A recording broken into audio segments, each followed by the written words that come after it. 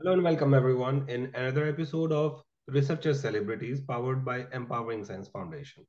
At Researcher Celebrities today we have Dr. Somnath Pai with us, and a brief about Dr. Somnath is he has done his bachelor's in zoology from Cochin College, Mahatma Gandhi University, Kottayam, following which he went for his master degrees at Pondicherry University where he studied life sciences. And then, before thinking that he wanted to do PhD, he did a PG diploma in plantation management at Kannur, which I believe most of the people want to be. And then PhD, he joined in Cochin University of Science and Technology, and then moved to Italy for his postdoc at University of Pavia. And presently, Dr. Pai is an assistant professor at Amity University. With this brief introduction, I would like to welcome Dr. Somnath Pai at the platform. Dr. Thank you, Somnath. Dr. Raja. That was a warm welcome, yes. So at Researcher Celebrities, the conversation we start is like how and when you decided that you wanted to be a researcher. Okay, first of all, thanks a lot for this opportunity because it's really good to share thoughts and with especially for the young minds of the future. Okay. Yeah, coming again, pardon me, your question, please. The question was how and when you decided that you wanted to be a researcher. Well, frankly speaking, I wasn't really sure about what I wanted to do. Okay, so I drifted. I will frankly say that uh, in 12th when my peers were all preparing for the engineering and the medical entrances, I too did jump the I too boarded that wagon, and but I knew I wasn't there. I mean, I knew I wasn't keen on it. But yes, I had my father, of course, making applications for every entrance in the country that I could possibly give, and I was moving every Saturday, Sunday. I was giving entrances, but nothing happened. Okay, so the natural choice, of course, was when you don't clear the entrance, is to move for a BSc. So I went into so the choices in front of me were to choose between BSc chemistry, BSc botany, or BSc zoology. Okay, all the three I had a selection. I chose zoology. Okay, and because I had a love for animals, and I had a love and I had a love for animals, and I loved wildlife. Okay, so maybe I chose zoology because I had a keen interest in wildlife. Okay, so my wildlife was my interest, and because in 12th we had this opportunity from our school where we were taken to through to spend about 15 days in wildlife sanctuaries in Mudumalai, Bandipur, and all that as part of the Worldwide Fund for Nature (WWF) camp. Okay, so that was really nice, and that gave us that was an inspiration. Okay, so. So that camp was really an inspiration to see, to be hands-on, or to be in touch with the wildlife there at that time. That was the first time, also so I wanted to pursue, and then the person who was uh, giving us the knowledge about all the things in that during the trip from the WWF. I had asked him that, how do you get this job? Remember, so he said that you have to. I mean, he had done zoology and all that. So somewhere in the back of my mind, that was there. That okay, if you do zoology, you get that job. Okay, I really did not know then how you go, but yeah. So yeah, so I chose zoology, and then and then I was in Cochin. Okay, yeah. And in Cochin College, and that's where it started. And research thereafter So moving, so with zoology and with the teachers that we had in our college were really which were really nice. I mean, they were very, they would make us, I mean, we didn't have all our labs were organized in the final year, not in the first 2 years. Okay, so, and in the final year, we had so much of lab to do, like we were, lab to do, and also camps. Okay. And our teachers were super enthusiastic. So we were, so that, and that they were keep going on telling us that you need to do research, you need to do research. This is how it is. Then only you will learn more. Then only you'll learn more and all that. So you should go for masters and you should go research. So that was, so the first encouragements kind of came from my college teachers, I could say. Okay. And also, I must mention one more person that was my biology teacher in school, okay, who was a doctorate herself. Okay. And she used to make, and she also gave a lot. She also used to make us do a lot of these small, little, tiny projects, like, go to this village next to, we studied in a residential school. I studied in a residential school. So nearby where we studied, there were a couple of villages and all that. So she would make us go to the villages and collect data, like let's go and see how many people are colorblind. Take this card and show them and see, okay, see how many people can, move the ear and all that. Okay, so as kids, these are the things that make you wonder. So they make, so these, okay, so they may, yeah. So she was another inspiration. Okay, she kindled some sparks. I would say she would also kindle some sparks. She also kindled some sparks in the mind. Then thereafter, masters naturally happened. After that, wanted to do masters after BSc, and then cleared the Pondicherry University entrance and went there. So the choice again was between MSc in ecology or MSc in life science, because I wanted to become a wildlife person. So ecology should have been my natural option, but I don't know. There was this, I was brainwashed once I reached in Pondicherry University. I was brainwashed to join life sciences, not the ecology department. So, well, that's what happened. And so, yeah. So being in the university, as you know, and a central university, you get exposure. Okay. So you are exposed. So you get now. So now we were getting exposed to. We didn't have much of research going on at that point of time in Pondicherry University. It was very new. So the labs were also not there much at that time when we joined. We didn't have much of labs also, but we were taken to.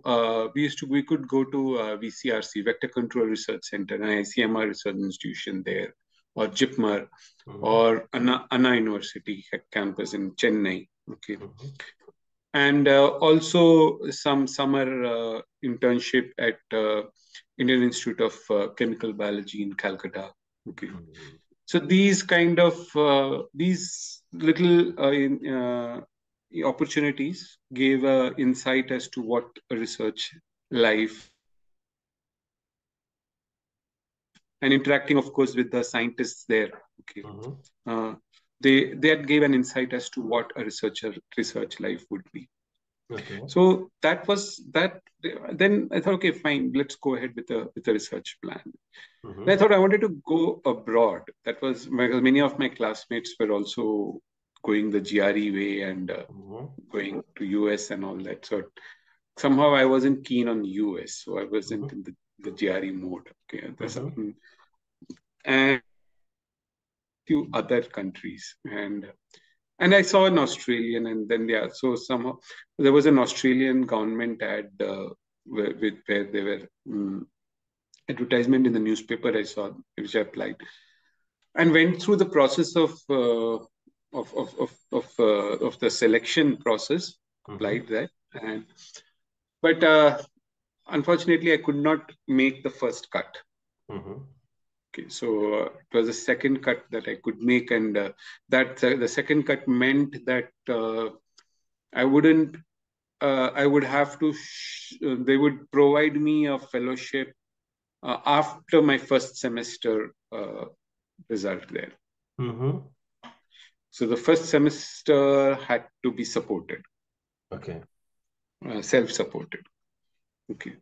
So that therefore there was a financial requirement for that, and that wasn't possible. So I kind of gave that up. And that was when my father was going on a trip to Kunur for his work. Okay. And I happened to join him. So I'll enjoy a holiday while you work. Okay. While I think about what to do next. And that's when while walking there in Kunur, I saw this institute. And I thought it would be great to work here in this place. And they had a program, and I joined that program next year. Okay, in a couple of months, they had an entrance exam, and I went through and got through that and got it home. So then I ended up in that for that course. So that I did that, and then I became a tea taster. Okay, worked for a company, a tea broking company in Cochin itself, and which was more than a I think then it was more than 120-year-old tea company. Right. Okay, and it had so it was a great experience there, because they had a great experience of how the tea industry market and the tea industry works. I must tell you that at this point of time that tea tasters are also researchers in their own right. Tea tasting is also kind of research. I mean, the amount of discussion they have over a tea is unbelievable. Okay, so the aspects of it. So so that was really it was nice in it was good in the beginning, and I enjoyed my time there. I was there for about 3.5-4 years. Okay. But then after a couple of years, the science, the bug in you came alive again, and I said, no, I need to go back. I can't be doing tea tasting all my life. Okay, this is good. I like it. It's nice, and but I would like to go back to the bench. Okay. So this was then while doing masters, one of my classmates was also my friend. She was doing masters in Cochin University. And she was doing her dissertation under Professor Bright Singh. Okay. And at that, so we used to go to to meet her, and we used to talk to him also at that time. So I knew Professor Bright Singh, and I went and talked to him like that. I had developed a rapport with him, and went and talked to him about that I would like to come back to science and research, and would like to. And he's a microbiologist. So, and I did like microbiology as a subject.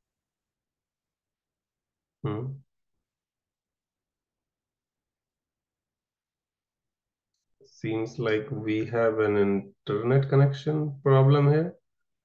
I hope this gets resolved soon. And in the meantime, for all the audiences here, I would like to say that as you have heard from Dr. Pai till now, that he has done tea tasting, and then again this bug of science, because what we always say is like once a researcher, always a researcher. And this is something which is serious about, I think, all the researchers, that you might move out of the field for a couple of weeks, months, or years, but again you have to come back to the basics. Let's keep it this way, that you really wanted to do something, but because of the educational or because of the family issue or because of the financial issues, sometimes you cannot pursue at that point of time. But once you get resources back, you are always, back into the field, as just Dr. Somnath Pai also did. So we will take, we will give it to Dr. Somnath from here. So we were discussing that you mentioned about your interaction with your prospective supervisor at that point of time. Yes. Yes, please. Yeah, so I met him, and so we used to have long discussions over many aspects of science, and talk science, and Dr. Bright Singh is a person who loves to talk science, and who loves to sit with students and talk science also. So okay, so he would encourage us, okay, even if we were not in, I mean, sometimes I remember, I mean, even if we were not, we were a little dumb, he would just quietly listen to us. And not indicate that, no, you are telling something dumb. No, he would just quietly listen to us. And later on, we ourselves would realize that, okay, this was not something that we should have said. Okay. Yes, that's So true. he was, yeah, that was a kind of a person. So he was a very amiable personality, okay, that's so to speak. And so we would sit for, he would sit for long hours in his lab, and looking at slides over in the microscope for a long time and prepare. So it was a nice experience at that time. And so I decided that I will talk to him. Okay, again, I will talk to him and see what can be done about my aspirations to do a PhD.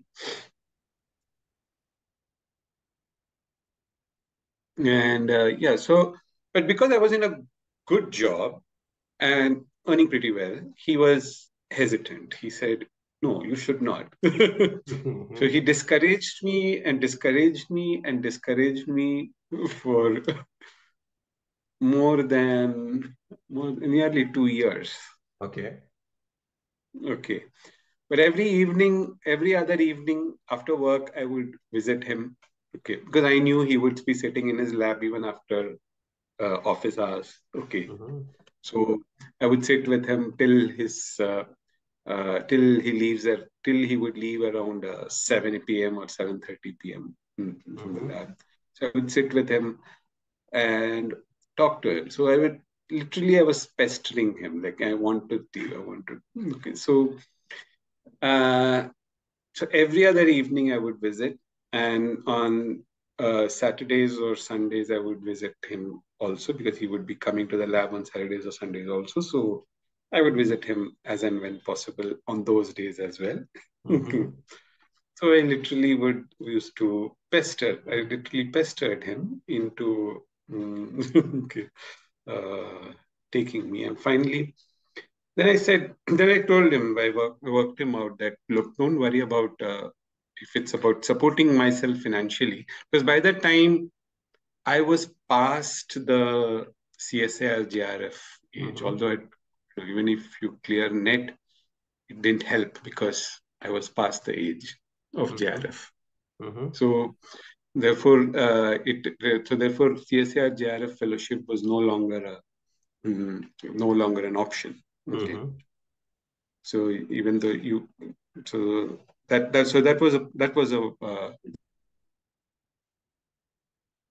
was telling that, look, NEC doesn't give you a fellowship. Okay. That's it. So where's the fellowship going to come from? Where are you going to support it? I said, don't worry about that. I'll take care of that. So how do you plan to take care of that? I said, you give me some time off. Okay. I will find some teaching options. So I taught at so he agreed to that, and I said I taught for this NEET coaching center of time. Okay. There's an coaching institute called Time, Triumphant Institute of Management Education. Okay. So so I did the NEET coaching there, and I was to Saturday, Sundays I would teach there, and The other days I would be in the lab. Mm-hmm. So that's how it started. Okay, here I have to tell all of our viewers and audience, uh, this is something which most of the Indians can correlate with. And for outside India, I will uh, try to explain it in a way that they're one of the best scholars of archery is Eklavya. So his guru was very much hesitant, and in fact he never accepted him as a student. So Eklavya just made the statue of his guru and scholared it better than the best student of that guru. Here what we have seen in Dr. Somnath Pai is that Eklavya of researchers, like after 2 years of continuously saying no, you should not do this because you are earning well, in most of the researchers life what we see that funding is an issue, either because of the family background or because of the financial issues, responsibilities. This is something which is strongly coming up in recent time, and it was not better in past times also. But with that attitude of yours that you want to pursue research, you want to do PhD, and you're ready to give up your job is something which is exceptional. So we would, at this point also, we would say thank you, Somnath sir, to do that, to take the decision, because these are the decisions, as you said, you were motivated or inspired by your teachers. You are now the inspiration to so many students. The research gives you everything. And that is what we are having this conversation about. So, with all of that, when you said that, okay, That's true. now you joined PhD, how the journey went? Yeah. Oh, journey was a real roller coaster. Okay, that was this. Yeah, no, no, I don't think any PhD journey is ever easy. No Mm-hmm. one's is ever a cakewalk, but it was a total roller coaster. And so it started by so yeah, so registration was with the Cochin University, and my options from the entrances that I cleared the university entrances. So therefore, the university entrances were for School of Marine Sciences and School of Environmental Sciences, and upon my guide's suggestion, I opted for the School of Marine Science registration Mm-hmm. and registration. So I registered with the School of Marine Science for my PhD. And because my guide was Professor Bright Singh was a recognized guide for both the departments, although his parent in department was School of Environmental Sciences. Mm-hmm. He belonged to the School of Environmental Sciences, but he was also a guide in the School of Marine Sciences. So that's how I. And his work was in shrimps. Okay, so Mm-hmm. his lab explores tries to, and it's now called now it is called the National Center for Aquatic Animal Health. Okay, Mm-hmm. so the whole focus of the lab was to protect shrimps and aquaculture, okay, in aquaculture from diseases, Okay. and basically help the farming community, shrimp farming community. Mm-hmm. So that was the lab goals. So when we So say about, a problem that yeah, yes. I think there is some a network issue. Sorry to interrupt you. But when you said that you were always interested in environmental science and you had this option that you can do environmental science registration, but you still went with marine sciences. So this is for all the students that your registration doesn't really matter, because what matter is your title of thesis. So, Yes. yes. So, what was your title of thesis? And when we say that how that journey went, everyone says that it's a roller coaster ride. But if you would like to share some ups and some downs also. Yes, so definitely I would like to share that because they love to share that. So My work, the PhD work we decided that we would do was on to find a biocontrol of Vibrio harvai in shrimp larval systems using probiotics and bacteriophages. Okay, so this was my PhD topic, and at that point of this was chosen because at that point of time when I was joining the lab, Vibrio harvai was causing a big problem in shrimp larval rearing systems across the country and the world itself. Okay, causing mass mortality in the shrimp hatcheries. Okay, in the larval hatcheries. So therefore, there was moreover, a lot of isolates were coming up antibiotic resistant. Okay, so therefore, the need of the hour was a biological control measure. Okay, so that's what Professor Bright Singh said, that we should be looking at this side of this, and let's look at So the first part of the work was supported by Marine Product Export Development Authority, MPDA, the Government of India. They gave us a small grant to immediately look into the problem of antibiotic resistance in the shrimp hatcheries and suggest measures as to what can be done there. So we went around on a field visits to Visakhapatnam and Kakinada, where there are lots of hatcheries that are there in the coastal belt of that belt. So, and that's where the problem was raging at that point of time.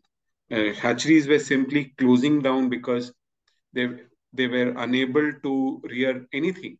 Okay, because of this bacteria. Vibrio harvai is a bacteria. Okay, a luminescent bacteria which glows in the dark. Okay, so it glows in the dark. So because of this bacterial infestation, they were literally unable to function. Okay. So we went there and we made a lot of sampling. We collected, and then we found. Okay, to cut a long story short, we found that the bacteria were resistant to almost every known antibiotic. Okay. So basically, the farmers the antibiotics being used by the farmers were just for nothing. Okay, the farmers were using a lot of antibiotics, but they were not working, and for the simple reason because the bacteria was already resistant to them. So the only option that we could suggest to them was and they had this was to sanitation. Okay, to practice to high sanitary measures. Okay, because one hatchery's outlet became the inlet for the other hatchery, for the next hatchery. So therefore, one person throwing out his diseased water was being intake for the other. That's what we observed. So basically, sanitary practices needed to be improved by the hatchery practice. So so our report covered those aspects, that as a temporary and in the long term, we needed other solutions such as probiotics or bacteriophages or biological control measures. So we were able to come up with some short-term and long-term problems, long-term solutions to the issues. Then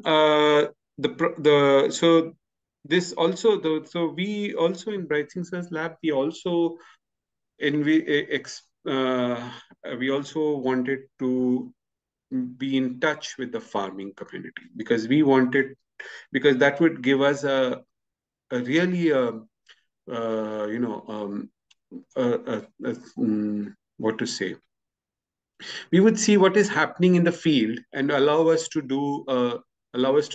find a solution to that in the lab straight away, rather than wait for something to happen. Okay, and then find a solution to it. So we wanted to preempt. So we started started from the lab this farmer consultancy services. Okay, which in the beginning were more pro bono. Okay, we were not no charges or anything, but later on, as it expanded, that became an income for the lab. Okay, So we began to generate some lab income from that, and it became but that also gave us a real ringside view of what is happening in the field and put us in touch with the farm. Probably that was the high point of the PhD time, where you could see how your research done in the lab would touch actually touch a farmer's life or livelihoods. Okay, and I would say we really prevented a few suicides. That much I can say. Impressive. Yeah. So that was a high point. The low points were the bacteriophage work of the thesis. I mean, trying to find the virus against this bacteria was proved to be a major hurdle in the beginning. We're just not getting it. For samples after samples being processed, but there was not a virus, to be found. So for I think maybe 2 years, 3 years were spent without getting a virus. So during so therefore that was really problematic, because that would have been the third part of my thesis, and without that I wouldn't have been able to complete a story of a thing. So complete the story. So that was but then I began to communicate, and then came upon some literature where came upon the literature also, communicate with other people who were working with aquatic bacteriophages. One more thing was that when we started this work, few people in the world were working with bacteriophages of aquatic animals, aquatic bacteria. Most of the phage work literature that we saw was with T4 phage and 5X129, because as molecular biology tools, genetic engineering tools. We were looking at it from a totally different biological therapeutics. Okay, and that was something very few people, and that because this was something that was tried when phages were first discovered, way back in early 20th century. Okay, and then it just stopped because antibiotics came, and then it stopped. Nobody had an interest, and then the interest again revived, but the interest revived in veterinary or in human pathogens. True. But so we were not finding I was not finding any approaches for environmental studies of phages. So then we talked to communicated. Okay, communicated. I came across one of the pioneer of aquatic bacteriophages of aquatic animal diseases was Professor Nakai of Japan, and I communicated with him, and then he gave me a suggestion to enrich the phages, to enrich your samples. So he gave me that you have a pre-enrichment step, okay, before your subsequent first primary enrichment. Include a pre-enrichment and then go for a primary enrichment. And that solved the trick. Nice. So, and that solved the problem. And that was and that yielded me some bacteriophages, and I could then complete my work. Nice. Very good. Here, for all the audience, I would like to mention that now with this global reach, you can write to anyone, you can talk to anyone with all these platforms which we are using now. This was not very common in early 20th, or it was not even existent. People used to write letters to communicate with other universities. So sometimes if you are struggling or if you're facing issues, there is nothing wrong. In fact, you might have talked to everyone around you and still not getting the solution. you should always look, because when you're starting a PhD, when you are doing a research on certain topic, there are always hallmark labs. Either you are the one who's starting something, or you are the one who's following someone's work. Then always write to them. That's what Dr. Somnath Pai did, and got the fruit for it also. The result, the success. And we always say that research is a community. It's not just on its own. So it is always good to reach out to the community, and then, you know, get over any hurdle which comes in your research, because hurdles are okay but are not welcome even if they come. So Dr. Somnath, Yes, now when I you, must say he sent yes, me he couriered me a bunch of a book and a bunch of articles on yes. this. So, Okay, that was. I mean, these days we get them by mail and PDF, but he actually posted. mhm. Okay, so took the trouble to post me to send it by post. Great. So we will be like, we have I around don't six, think post seven. people use post anymore today. Absolutely, that's so true. And now we are Yeah. walking towards the edge of our conversation. I would like to talk a brief about your postdoc work, and then now when you decided that you want to come back to India and joined Amity, with this, and then we will talk about the role of your family and friends as your support system, because life of researchers, as most of us are well aware, is not less stressful than anyone else, probably more. But then we have to keep our mind still and then pursue our research. So yeah. Oh yes. Well, so I mean, of course, post PhD, I did want to go have a postdoctoral experience. Okay, and so I was. Then again, as I said, as earlier, the best way to is to spread your net wide, and okay, that was the strategy. So I was writing to various researchers across the world. Unfortunately, Professor Nakai had retired by then, so therefore he was my first option, okay, first choice. But because I was in a lot of communication with him throughout my PhD, but unfortunately, by the time I completed, he had retired, Mhm. and he was no longer in a position to take a postdoc. So therefore, no longer, and that his lab also had closed down apparently. So therefore, that was no longer the option. So I had to look elsewhere. So I began to write to various people and various people across the world, and also it also that so there and yeah, so therefore I got this opportunity from Professor Mandeli at University of Pavia, okay, Mhm. at the hospital.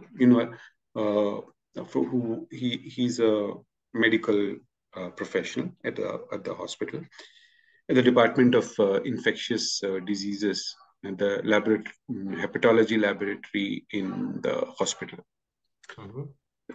San Matteo. Okay, Ospedale San Matteo. That's what it's called. Mhm. And so he said that if you get an independent grant Mhm. which supports your fellowship, then I could support you in my lab. Mhm. So I said, okay, fine, I'll try for one.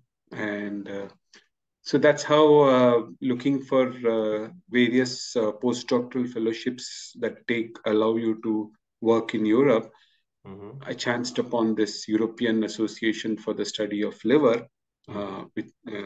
They give out postdoctoral fellowships annually to people from across the world. So I put in a project proposal to them. Okay, Mhm. and then and so that and that was on and upon so Professor Mandeli's lab is working on to find out the B cell and the T cell biology of patients who are infected with chronic viral diseases like hepatitis C and B viruses. So my project goal was my project proposal had to be themed around the lab goal. Okay, yeah. So I themed it around that. At that time, single cell based antibody as therapeutics were the emerging technology. So my proposal was to find a neutralizing antibody from single B cell clones from patients who were infected with hepatitis C virus and see if they could be amplified in vitro. Okay. So that was an alternate way of producing monoclonal. Okay. So that was the idea. Okay, you will have a neutralizing antibody of HCV against. At that time, HCV didn't have a foolproof treatment. Okay. Of course, today HCV is treatable, but at that point of time, it was not. So the goal was to find a neutralizing antibody to this HCV virus. And the proposal was accepted, and I got the grant. It was it's called the Sheila Sherlock postdoctoral fellowship. Okay. And I got that postdoctoral fellowship, which took me to Italy for a couple of years, for 2 years. So simultaneously, I'd also got another postdoctoral offer from University of Louisiana, okay, on Antarctic microbiology. Wow. But okay. But I opted for Italy. Again, I went by heart and not by. Pardon me? I was like, how tough was that saying no to Antarctica and going to Italy? Well, it wasn't really tough at that time because for one, I don't like winters. Okay. So that solves everything. Yeah. So it would have, but in hindsight, probably the Antarctic work would have been would have stood out, Okay. Absolutely. Yeah. So now when you came back to India, how that transition happened and how you see, or at the end of the conversation, what we always ask with our researcher celebrity, that the word of wisdom, what you have to say now, because now you are the part of mentorship program sponsor, you are the supervisor. Yes.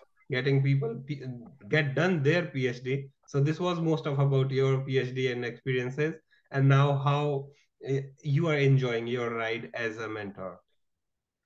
Well, coming after postdoc, coming to, because then, an academic position is what we all are looking at after a PhD, okay, usually. So, and when I came back to India and visited Amity University and was offered this position, I gladly accepted it because I wasn't having anything else, frankly, at that point of time. So yeah, so and it was really nice because being you spend almost half your life learning and imbibing knowledge and knowledge from others. So there's a point of time you have to give it back, okay, to the society. So this was the opportunity now for me to give it back. Okay. So having joined Amity, this is what has been my driving force to give back to all the students. So my goal has always been to mentor students to realize their dreams, to help them to realize their own aspirations to their own levels, okay, as per their levels. So whether it's a undergrad student or a master's student or a PhD scholar, okay.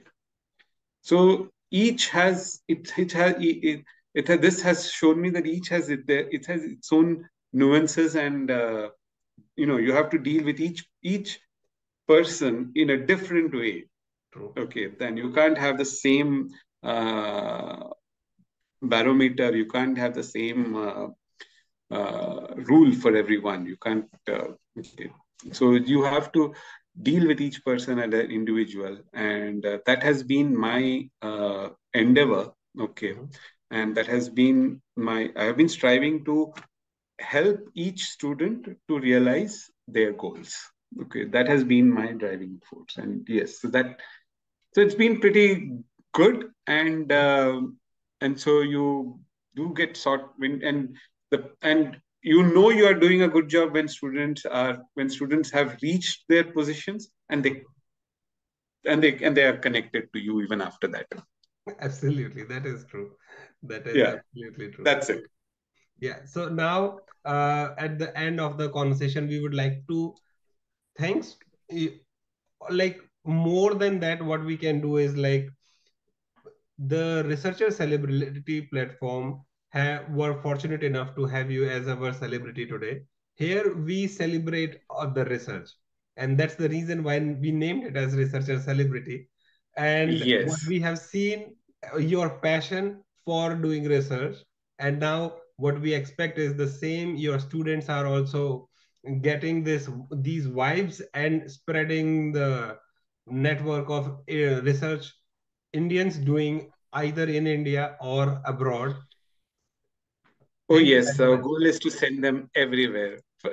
Yes, absolutely. Spread. Yeah. Thank you very much for taking time out for this conversation.